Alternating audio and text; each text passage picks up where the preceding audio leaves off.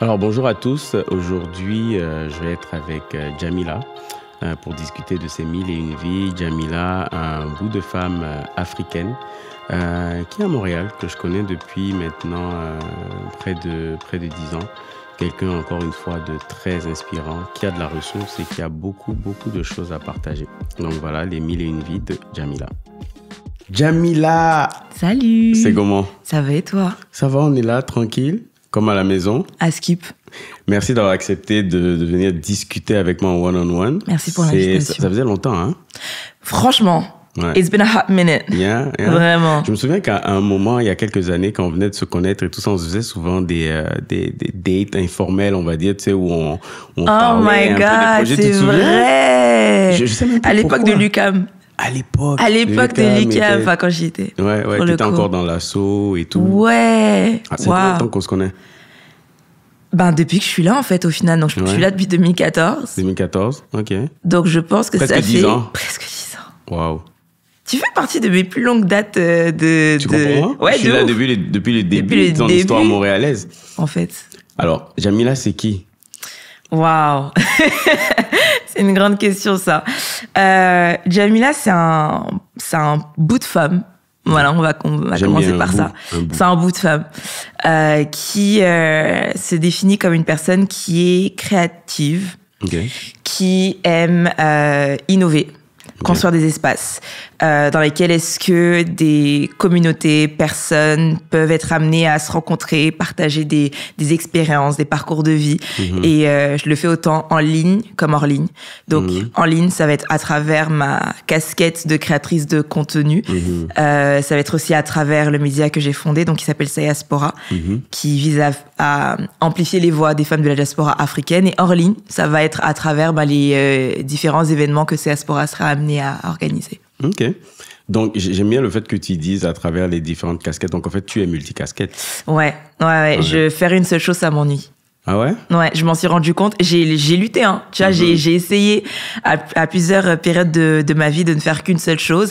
Mais à chaque fois, j'avais soit ce besoin de rigueur qui n'était pas forcément assouvi, ou ce besoin de créativité qui n'était pas non plus. Donc, j'ai tout le temps ressenti ce besoin d'avoir une certaine balance, d'avoir un travail un peu plus sérieux, genre 9 to 5, etc. Puis en avoir un où je peux juste faire, créer, découvrir, apprendre sur le tas. Puis ces deux éléments-là me nourrissent pour le coup. Alors, c'est intéressant que tu parles d'un travail 9 to 5 parce que, tu sais, à un moment ou à un autre, tout le monde caresse un peu le rêve de travailler pour soi et tout, d'avoir sa propre entreprise, et être autonome, et être entrepreneur et tout. Et toi, c'est particulier parce que non seulement tu travailles pour toi, mais tu travailles finalement pour ton entreprise. Exactement. Alors, c'est particulier. C'est particulier parce que ça n'a pas commencé comme ça. Ça a commencé comme étant Sayaspora, qui est un projet sur le TECO. C'est que j'anime au fur et à mesure, etc., avec l'équipe et tout. Mais l'année dernière, justement, j'ai pu travailler à temps plein dedans. Donc, vraiment avoir mon 9 to 5 comme étant Sayaspora et directrice générale. Et c'est différent. C'est différent parce que tu as quand même cette liberté d'entrepreneur en tant que tel. Tu sais, genre, j'ai dit 9 to 5, mais en vrai, on se sait. Ce n'est pas 9 to 5. Mais je vois comme un 9 to 5 et j'essaie de l'encadrer comme un 9 to 5 pour me permettre du fait que Sayaspora m'apporte cette rigueur que je mentionnais, que je laisse de l'espace quand même à la création de contenu qui maintenant est devenu mon puits de créativité en soi. Donc, cette dualité-là, j'essaie de l'encadrer comme ça. Et ce qui est important de savoir aussi, c'est que, entrepreneur, mais Sayaspora te paye. Oui. Donc, je veux dire, c'est pas...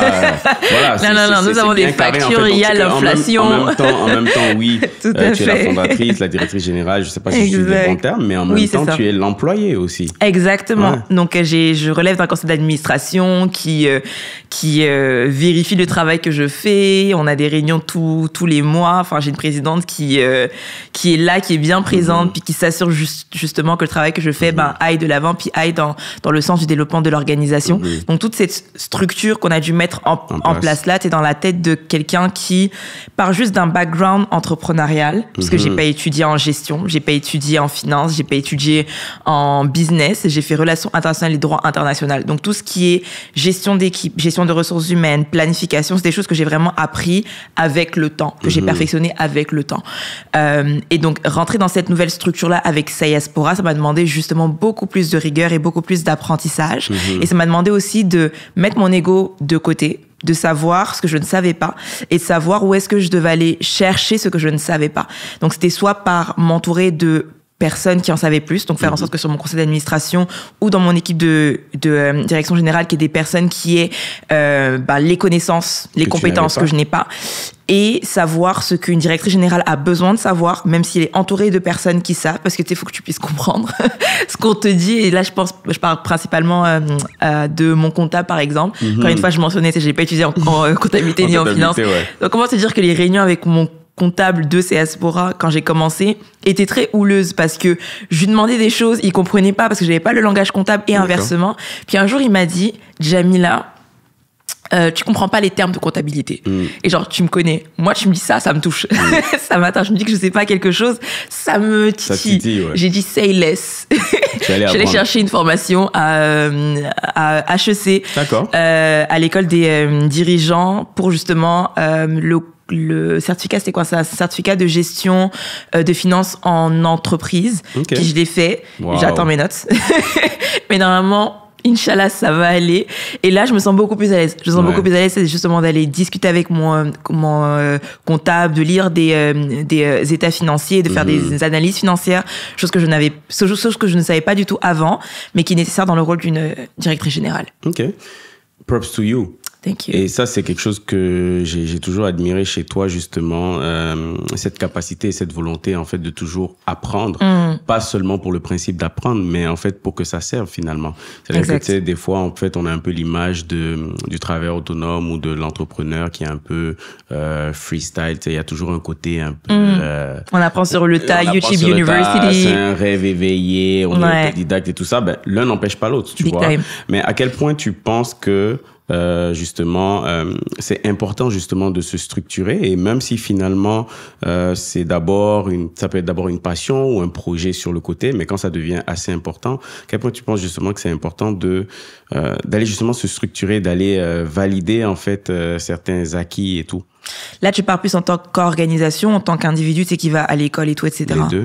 Ben, plus organisation, on va dire. Ouais, en tant qu'organisation, le fait qu'on se soit, admettons, incorporé avec Saiaspora, c'est en 2019, juste avant la pandémie, ça nous a ouvert tellement de portes en tant que tel, tellement de portes financières, tellement d'abondance financière, parce que veut pas, pour débloquer les fonds, quels qu'ils soient, que ce soit en termes business ou en termes OBNL, t'as besoin d'être incorporé, t'as besoin de montrer que t'es une structure solide pour qu'on puisse te débloquer des fonds qui fassent du sens pour les rêves que tu as.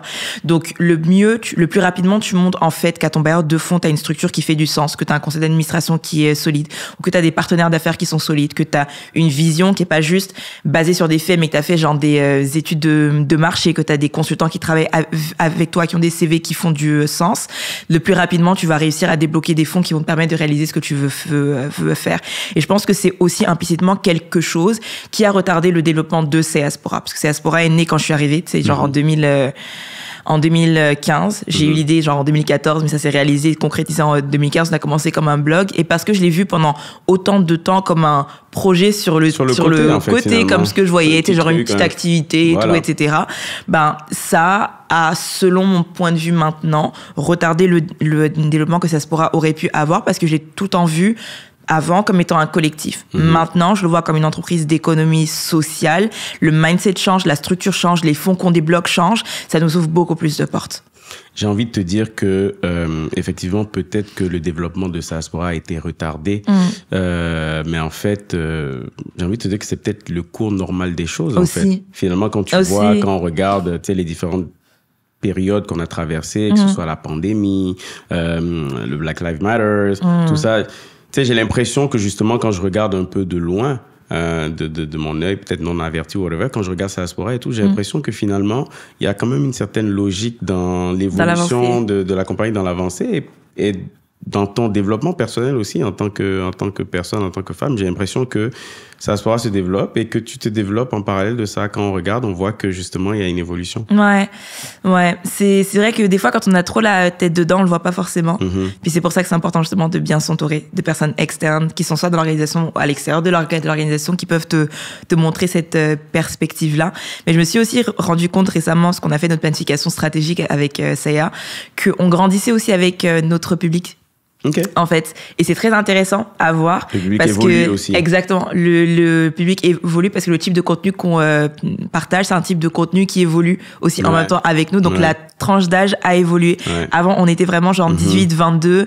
Là, quand on regarde nos chiffres, on est dans du 25, 35. Enfin, c'est vraiment intéressant à voir. Puis c'est beau aussi de voir que notre communauté grandit avec nous, qu'elle grandit en nombre, mais qu'elle grandit aussi en âge en soi. Donc, ouais, ça c'est super intéressant et c'est drôle que tu en parles. J'en parlais la dernière fois avec quelqu'un. Moi, pendant longtemps, j'ai été dans l'événementiel culturel aussi. J'ai fait un événement, je coproduisais un événement qui s'appelait Miss Afrique Montréal. Oui. Et tout il y a quelques années. Et donc voilà, élection de Miss avec tout ce que ça comporte et tout. Et nous, déjà dès le début, on voulait amener un peu cette idée que on voulait pas s'arrêter juste à une élection de Miss. On voulait pas juste mettre en avant la beauté physique, mais on parlait de beauté intérieure, d'intellect aussi.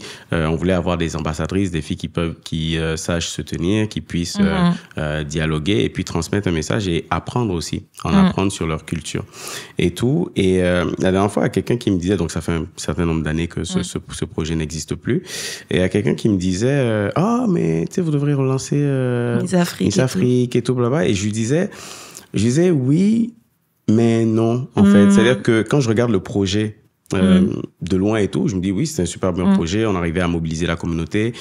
Donc Miss Afrique, c'était à peu près 1200 personnes qui se retrouvaient dans une salle prestigieuse de Montréal au mois de février et tout. Donc c'était vraiment le moment, le rendez-vous de la communauté. Mais c'était aussi une dizaine de jeunes filles, de jeunes femmes qui étaient là pour représenter leur culture et en apprendre aussi sur leur culture. Et je disais, tu sais, la jeune fille africaine de 18 ans de 2011 n'est pas la même que la jeune fille africaine de 18 ans de 2023, en fait.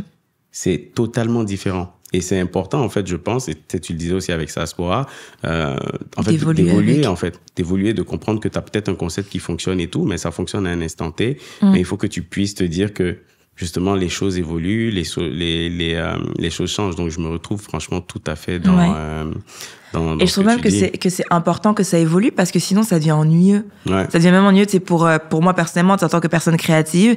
Genre, si je devais rester dans le même carcan, représenter la même chose d'année en année, que je vois pas forcément, tu sais, genre, d'évolution, ça m'ennuierait profondément, en fait. Alors, tout à l'heure, tu parlais de création de contenu et tout. Je pense que tu as été mannequin ou tu es toujours mannequin. J'ai été, je le suis toujours. Je suis encore en agence, donc techniquement, je le suis. Tu es mannequin, directrice générale de Saspora et employée aussi, parce que Saspora la paye. En fait. C'est important. Créatrice de contenu. Yes. Influenceuse. Créatrice de contenu. Créatrice de contenu, on s'arrête là. Qui a de l'influence, qui peut avoir de l'impact. Comment tu fais pour naviguer justement entre tout ça? J'ai pas eu l'impression, ce que j'ai aimé au courant de cette année en fait, c'est que Saspora a commencé à prendre beaucoup plus de place. Ouais. Vous avez développé un nouveau projet, Making Your Way Up aussi. Yes. Props. Merci. Très, très, très intéressant, très pertinent, très nécessaire. Mais j'étais content de voir quand même que de temps en temps, la créatrice de contenu ne disparaissait pas et que tu n'as pas voulu dissocier, en fait. Parce que, en fait, tu sais, la création de contenu, tu parles de cosmétiques des fois et tout. Je veux dire, c'est des sujets un peu, on va dire, bateaux devant parler de la place de la femme noire ou de la femme migrante dans le milieu du travail. Mais pourtant, on peut se lever un jour et voir que Jamila parle d'une poudre de beauté, Estée Lauder, et puis le lendemain, elle parle de sujets un peu plus sérieux. Et ça, franchement, c'est quelque chose que j'ai aimé, le fait que tu n'aies pas voulu dissocier, que tu embraces ces deux réalités-là, ces dualités, et que tu n'aies pas de problème à communiquer dessus. Tu peux nous parler de ça un peu? Ouais. C'est un peu comme ce que je mentionnais au début. J'ai pas le choix que de le faire. Enfin, même si dans la vie, on a toujours le choix, là. C'est la phrase préférée de ma mère. Mais quand je dis que j'ai pas le choix, c'est que si je n'ai qu'un seul axe, je vais m'ennuyer. Littéralement. Si, à l'heure actuelle, je sais que si on m'enlève la création de contenu, et comme dit, tu n'as que Sayaspora, je risque de m'ennuyer parce que dans Sayaspora, j'ai pas forcément la créativité girly que j'aime bien, justement, qu'on peut retrouver sur ma page personnelle. Donc, j'aime parler de cheveux, de maquillage, de self-care, etc. Et tu n'as pas eu peur sans te couper? Tu n'as pas eu peur que, justement, ça... C'est un impact dessus. Oui, que c'est un impact. Que tu clairement. te dises, mais attends, j'ai un conseil d'administration, je suis là, je discute avec le gouvernement, tout ça. Et puis, je suis en train de parler de... Jamila Touré, et puis... En vrai, ça, c'est un élément qui n'est pas juste récent. C'est un élément qui n'est pas juste récent, surtout que quand j'avais commencé à faire du mannequinage, j'ai tout le temps été quelqu'un qui était public, quote-unquote. C'est-à-dire que là, admettons, tu vas taper mon nom, Jamila Touré, sur Google, tu vas trouver des images de moi en train de faire du mannequinat, en train de travailler dans le cadre de Sayaspora, en train de faire X, Y, Z choses. La raison pour laquelle je mentionne ça, c'est que avant que Sayaspora soit mon 9 to 5, cette question que tu me poses, je me la posais quand j'appliquais à de potentiels jobs externe, tu vois, quand je devais, exactement, quand j'appliquais en tant que conseillère en communication d'une fondation qui a des projets de développement partout en Afrique et que le poste pour lequel est-ce que j'appliquais, c'était de gérer des projets de communication de genre 89 millions, j'étais comme les gars, ils vont aller voir mon Instagram en train de me maquiller tous les 4 matins, qu'est-ce qu'ils vont dire, tu vois. Mais je me suis dit, c'est moi. C'est mon entièreté, c'est toute ma personne, puis en 2023. Donc, je pense que les gens comprennent aussi que on n'est plus juste des employés, on est aussi des humains. On a une vie qui est en dehors de notre travail. On a une identité numérique qui est indépendante du travail qu'on a. Ce que je poste en ligne est extrêmement réfléchi, planifié, pensé. Tu me connais. Je vais pas me lever un 4 matin, aller faire les publicités dans le vide, tu vois. Je vais tout le temps parler de choses qui font du sens dans la narration, qui m'animent, puis qui s'alignent aussi in the grand scheme of things dans ce que je fais dans la vie de tous les jours. C'est-à-dire que tu vas voir Jamila qui va être la nana girly, qui va te parler de maquillage, qui va parler de vêtements, mais les marques qu'elle va mettre en avant seront des marques qui vont être African owned, où elle va te montrer le fait qu'elle retourne souvent en voyage, en Côte d'Ivoire par exemple. Puis tu vas voir que c'est aussi une nana qui justement a à cœur le concept de la diaspora africaine. Elle a aussi créé une OBNL, tu sais, genre ça fait du sens dans la narration de ça. Il y a une cohérence, puis il y a un lien. Puis pour revenir à ta question de comment est-ce que je navigue tout ça, ben je navigue. Point. En ce moment, cette année-là, principalement, comme tu l'as mentionné, Sayaspora a vraiment pris de l'espace. Puis, j'ai vraiment la tête, j'ai ma tête au-dessus de l'eau. Je suis en train de naviguer, je suis en train de voir comment je fais de la place dans tout ça, et je me laisse pas le choix que d'arrêter, parce que je sais pertinemment que c'est deux choses qui m'animent de manière de manière différente, mais de manière égale à l'heure actuelle, en fait. Props to you. Thanks. Sérieusement, good job. Ça devient d'où toute cette énergie, tout ce leadership? I mean, tu sais, je te parle là et tout, et tu respires le leadership. Tu vois ce que je veux dire? Pas gain choix. Pas gain choix. On a toujours l'impression que tu vas de l'avant, tu as toujours une nouvelle idée, tu es toujours en train de te battre. En fait, la vie est un combat. J'ai l'impression que tu es dans un combat perpétuel. Pas forcément négativement, tu vois ce que je veux dire? Tout le temps en train de te battre. Ça te vient d'où, ça? C'est une excellente question. Je pense que ça vient vraiment des femmes de ma famille. Ouais. Si je suis honnête. Parce que je pense que tout vient de là. Tout vient de l'éducation qu'on reçoit. Tout vient de l'enfance par laquelle qu'on passe. Et de fait de voir justement des femmes de ma famille qui t'abandonnent jamais. Quels que soient les aléas de la vie, qu'ils soient personnels ou professionnels, c'est quelque chose qui m'a été inculqué sans même qu'on ait besoin de mettre des mots dessus. Donc, tu sais, quand tu me poses la question, c'est ça vient d'où, je serais pas capable de te faire une grande dissertation dessus. J'ai juste le sentiment de c'est normal parce que c'est ce qu'on m'a montré quand j'ai grandi. On m'a montré que quand la vie te balance des citrons, tu fais ta meilleure limonade, tu mets même un chip à côté, tu mets ton poulet à loco de l'autre côté, tu dresses la table, tu dis, ah, fouille, on est là. Puis t'avances. Parce que si tu le fais pas, il y aura personne qui le fera à ta place. Parce qu'à the end of the day, on est seul, on meurt seul. Puis si tu te lèves pas ou que tu ne t'aides pas toi-même, il y a un adage qui dit aide-toi et Dieu t'aidera. C'est vraiment quelque chose que je vis puis que j'applique parce que je pars du principe que rien ne vient gratuitement. C'est genre j'ai de grands rêves, on a tous de grands rêves, mais les rêves ne tombent pas du ciel. En fait, faut travailler. Il y a un certain travail derrière. Off caméra, parler des princesses Disney et tout. Ma princesse Disney favorite, justement, c'est Tiana de La Princesse et la Grenouille, parce que c'est vraiment quelque chose que tu vois. Elle a un énorme rêve de vouloir créer genre son restaurant, etc. Puis genre, tout le long du film, elle te fait comprendre que genre la force du travail, c'est quelque chose qui doit être présent obligatoirement pour pouvoir réaliser ce rêve-là, en fait. Donc, les femmes de ma famille, puis le travail. Le travail. Alors, on parle de rêve. Est-ce que tu as une checklist? Ma checklist évolue avec moi-même, en fait. Ouais. Toujours dans l'évolution. On est toujours dans ce concept de réinvention. Avant, sur ma checklist, j'avais Diaspora, j'avais le mannequinat, j'avais la création de contenu. Alhamdoulilah, c'est des choses que j'ai à l'heure actuelle, tu vois. Dieu merci, on ne se plaint pas.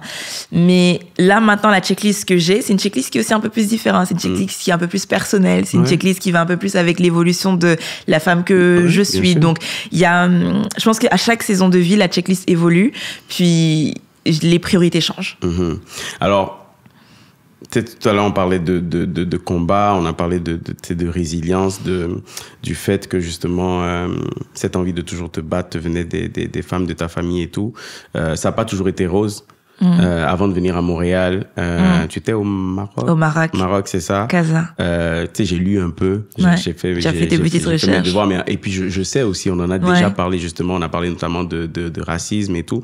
Alors, quand tu vivais ça, admettons quand tu étais au Maroc, à Casa, et que tu vivais le racisme et tout ça, est-ce que tu te disais, je veux que ça change, et que tu disais, un jour, je vais changer les choses? Parce que j'ai l'impression qu'il y a beaucoup de choses que tu as fait aujourd'hui qui sont des réponses Big time. À des choses qui se sont passées il y a bien longtemps. Et peut-être que toi-même, tu ne le sais pas. La petite fille, la jeune femme, la jeune fille qui était au Maroc et qui subissait le racisme, aujourd'hui embrace la couleur de sa peau et tout. On a parlé de ton bégaiement et aujourd'hui voilà devant le micro, oratrice et tout ça. Donc en fait, j'ai l'impression qu'il y a beaucoup de choses qui au début pouvaient être des handicaps ou whatever, et finalement, aujourd'hui, tu as réussi à les... Pour revenir au début de ta question, c'est est-ce que je me rends compte de ça? Je pense que je m'en suis rendu compte en arrivant à Montréal, pas en étant dedans. Parce qu'en étant dedans, t'as juste envie de survivre. T'es genre, je me remets dans les chaussures de genre Jamila qui a... entre 13 et 15 ans, qui est au Maroc, puis qui est un petit bout de femme qui est en train de se définir, parce que 15-16 ans, c'est l'âge ingrat. T'es adolescente, t'es pas encore confortable dans ta peau. C'est normalement l'âge où tu commences à regarder les garçons à gauche, à droite, etc. Mais être justement dans un environnement où t'es la seule jeune femme noire, entourée de plein de nanas tout aussi belles que toi, mais tu le vois pas forcément, avec de la peau blanche, les yeux bleus, les cheveux blonds, etc. Ta confiance en toi prend un énorme coup et ta seule envie, ton seul besoin en ce moment, c'est vraiment de t'en sortir puis te fondre dans la masse. C'est pas de changer les choses, c'est pas de toi que tu te sentes bien, c'est juste qu'on t'accepte. Fait que ça, c'est vraiment mon premier postulat. C'est vraiment en arrivant à Montréal, genre juste avant l'université, quand j'ai fait la décision de venir à Montréal, j'ai vraiment été kamikaze pour le coup. Genre, j'ai appliqué dans une seule université parce que je savais exactement le programme que je voulais faire. Toutes mes amies m'ont traité de folle parce que j'aurais pu avoir d'autres universités, d'autres trucs et tout, etc. J'étais comme, non, moi, je vais aller à l'UQAM dans ce programme-là, puis je vais être prise, c'est tout ce que je veux parce que je sais qu'il y a quelque chose là-bas qui m'intéresse et qui m'interpelle. Mais au-delà de ça, dès que j'ai eu mon baccalauréat, donc français, donc fin de lycée, c'est vraiment à ce moment-là que j'ai eu le déclic de je vais à Montréal, nouvelle terre, nouvel moi, nouveau canevas, Eldorado, je recommence tout. Et je veux changer les choses. Tu sais, ce mindset-là, c'est vraiment débloqué à la fin. Quand j'ai fait mon Big Shop event, juste avant d'arriver, je suis arrivée à Montréal avec un tout petit afro, petits cheveux sur ma tête et tout, Jamila fresh out of the boat, avec plein d'idées en tête, plein d'envie de créer qui ont vraiment pris ébullition ici, en fait. Mais étant là-bas, vivant le racisme, n'ayant pas confiance en moi, etc. C'est pas un espace que j'avais que de me dire qu'un jour j'aurais pu créer Diaspora, qu'un jour j'aurais pu être mannequin, qu'un jour j'aurais pu être X, Y, Z choses. Là-bas, j'avais juste envie de me fondre dans la masse. J'avais toujours ce côté entrepreneurial là. J'avais un groupe de danse que je leadais, j'étais déléguée de classe, etc. Donc ce côté un peu leader, etc. avait toujours été présent, mais n'était pas forcément mis à bon escient des thématiques qui m'animaient puis que je gère en ce moment. Ok. Et donc, écoute, félicitations. Il y a beaucoup de choses que tu as réussi justement à mettre de côté et à dépasser. Tu as même fait un TEDx. À Skip. Des fois, j'oublie, tu sais. Ouais. C'est là pourtant. C'est bien là, même quand tu vas sur YouTube et tout. C'était sur une checklist quelque part? Oui, ouais. Et j'ai eu beaucoup plus tôt que ce que je pensais. Et je pense même que je vais essayer d'en refaire un autre. Ce serait dans mon autre checklist parce que, après, ce que Dieu nous donne, on prend, bien que des fois on pense que ça peut être prématuré, mais on accueille ça quand même. C'était vraiment de manière random. C'était une année, je sais même plus c'est en quelle année que je fais mon TED Talk, je pense que c'était en 2017-2018, où quand je faisais mon tableau de visualisation, ma checklist de choses que j'aimerais réaliser pendant l'année et tout, j'avais rajouté justement un TED Talk. Puis je me baladais sur Facebook, je pense quelques jours plus tard, et je vois TEDx Laval recherche des conférenciers, etc., etc.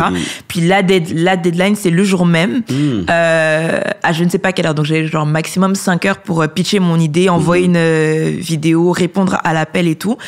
Puis la thématique de ce TED Talk là, parce que quand tu participes à une cohorte de TED, il y a une thématique qu'il t'impose, qu'il faut que toi tu respectes, mais c'est juste un mot.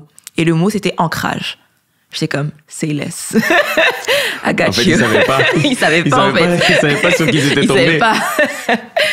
Et c'est là que j'ai commencé à ficeler un élément en lien justement avec le fait que la diaspora africaine, c'est la 6e région d'Afrique, qu'on a notre ancrage vraiment partout, ici, là-bas, etc., qu'on peut être un pont. Enfin bref, allez voir le TED Talk. Très intéressant d'ailleurs. Solide. Merci. Donc c'est vraiment comme ça que je l'ai fait, puis j'ai été acceptée, j'ai été prise et boum, j'ai fait mon TED. Et c'est pour ça que vraiment je reviens aussi sur le travail, mais la force de la manifestation. Ça, c'est un truc tellement important que des fois je trouve qu'on néglige. C'est une chose que de se donner les moyens d'eux, mais c'est aussi une chose d'écrire ses rêves. Ouais. De prier pour et de se rappeler constamment en fait que c'est quelque chose qu'on veut. Donc je crois foncièrement au tableau de visualisation. Je l'ai fait chaque fin d'année, genre de manière irréfutable. Je l'ai sur mon téléphone, sur ma tablette, sur mon ordinateur en fond d'écran. Je regarde. Puis il y a des trucs de malade qui se réalisent sans même que je me rende compte en fait. Good job. Thanks. Alors, what's next? That's a great question. What's next? Je pense que c'est ralentir. Ouais. Je te dis ça, mais je commence mon master l'année prochaine. C'est ça le truc. Et mon ambition serait de ralentir. Ouais. Serait de ralentir parce que, tu sais, genre le concept de vivre que je partage souvent sur les médias sociaux, vivre. Je commence à comprendre de plus en plus que tu peux pas donner si toi-même ta cup n'est pas constamment pleine et que t'es censé donner le overflow, pas l'eau qu'il y a dedans, tu vois. Et ralentir parce que tout le travail que je fais, que ce soit la création de contenu, oui, c'est des choses que j'aime. Genre, je vais parler de mes meilleures marques, etc. J'adore ça. Mais c'est aussi implicitement parce que j'aime le fait qu'il y ait plus de pubs dans l'imaginaire collectif, médiatique, québécois et canadien qui mettent en avant une jeune femme noire avec son afro, etc. T'es genre, c'est personnel, certes, mais il y a un esprit de genre communauté derrière. Idem pour Diaspora aussi. Et travailler pour sa communauté, des fois, tu dois certainement le savoir, ça prend de toi. Ça prend de ton énergie. Et what's next for me, ce serait de faire un peu plus d'espace à juste Jamila. Pas Jamila qui fait, mais Jamila qui est. C'est tout. Bien dit. Mais je pense que... je pense qu'on a tous une ou des missions. En fait, je pense qu'on a des missions et des fois, il y a des personnes qui sont choisies. Qui sont pas là pour se reposer, quoi. Ouais, ou qui se choisissent elles-mêmes, finalement, qui sortent du lot, justement, pour, justement, être des leaders, montrer la voie, transmettre, quel que soit leur âge. D'ailleurs, parmi mes invités, je pense que tu es la plus jeune.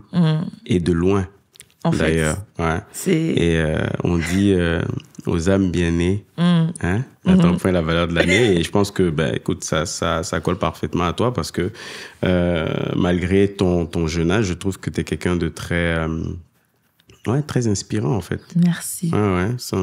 Je vais pas faire de détour. Quelqu'un de très inspirant, de réfléchi, en fait. Et il y a une cohérence, en fait, dans tout ce que tu fais. Et on peut voir où est-ce que tu vas, même si toi-même tu ne le sais pas. Ou en tout cas, on peut voir où est-ce que tu peux aller. En fait. Et ça, c'est très intéressant. Et autant en tant que femme, que jeune femme africaine, mais aussi qu'entrepreneur, parce que finalement, tout ça a à voir avec l'entrepreneuriat. Justement, tu en as parlé un peu tout à l'heure. L'entrepreneuriat, pour toi, c'est quoi, en fait, l'âme de l'entrepreneur, être entrepreneur? Est-ce que tu te considères comme entrepreneur? Oui. Ouais, big time. OK, un grand oui, hein? Ouais. C'est quoi pour toi? Dans tout ce que je fais. Entreprendre, c'est juste faire. It's like being a doer. It's actually doing the things that you said that you want to do. Get shit done. Exactement. C'est vraiment ça. C'est pas de blabla, pas de trop d'épopées, ce genre de choses. C'est vraiment genre avoir une idée puis la réaliser. C'est un truc que j'aime vraiment faire. Matérialiser ce qu'il y a dans ma tête, c'est une de mes plus grandes passions. Quelle que soit la chose, ça peut être une idée de photoshoot, ça peut être une idée de vidéo, ça peut être une idée de projet, ça peut être une idée d'espace à créer. J'adore avoir une idée puis la voir se matérialiser dans le monde réel et pouvoir rendre ça tangible. Pour moi, c'est ça un entrepreneur. C'est quelqu'un qui arrive à créer un pont entre ses idées et la réalité, en fait. Est-ce que tu as toujours été entrepreneur? Est-ce qu'on ne naît pas femme, on le devient? C'est un peu un peu la même chose, mais est-ce qu'on est femme ou on le devient? C'est long, hein. Ça, ce sera un autre podcast. OK, il n'y a pas de souci. Donc, restons dans l'entrepreneuriat rapidement. C'est ça. Il y a trop de layers dans cette question-là. Mais est-ce que, par rapport à l'entrepreneuriat spécifiquement, j'ai envie de te dire que on devient entrepreneur au sens où est-ce qu'on l'entend aujourd'hui, donc à savoir quelqu'un qui a potentiellement un business et tout, etc. Mais moi, une personne créative, c'est une personne qui entreprend. Ouais. Une personne qui se lève le matin, qui va à son 9 to 5, puis qui a un rêve, qui a un side hustle, c'est un entrepreneur. Une personne qui construit une maison, c'est un entrepreneur pour moi. Une personne qui a une fondation caritative, c'est un entrepreneur pour moi. C'est quelqu'un qui a vu une problématique et qui s'est dit j'ai une solution à apporter, mais que la solution n'est pas juste restée dans sa tête, en fait. J'aime ça parce que une de mes définitions de l'entrepreneuriat, parce qu'il y en a plusieurs, mais une des définitions que j'affectionne le plus effectivement est celle de la personne qui finalement apporte une solution. Donc c'est quelqu'un qui a de l'impact en fait et qui change les choses, les choses pour lui et pour son environnement, donc pour lui ou pour elle directement. Et je pense que oui, c'est exactement ça en fait. C'est créer quelque chose, apporter une solution, faire une différence, changer les choses. Exactement. Pour soi et pour les autres. Donc, être entrepreneur, tout simplement. Exactement. En fait. Le mot de la fin? Merci. Ouais. Merci de créer cet espace. Merci de recevoir toutes ces personnes que tu qualifies comme étant influentes et inspirantes. Inspirantes surtout, ouais. Inspirantes, c'est ça. Et ça fait du bien, c'était comme à la maison, c'était sympa. Oui, c'est ça. C'était le but, en fait, de transmettre, en fait. C'est parce qu'on n'a pas souvent l'occasion, si tu veux, de partager avec les gens l'essence même de ce qu'on fait et de qui nous sommes. Alors, il y a certaines personnes qui vont pouvoir justement regarder entre les layers et prendre des choses, mais des fois, je pense que c'est important de prendre le temps et de juste discuter comme ça et puis de pouvoir libérer la parole de manière spontanée. Tout à fait. Merci beaucoup. Merci à toi. Good job. Thank you. You did great. Thank you.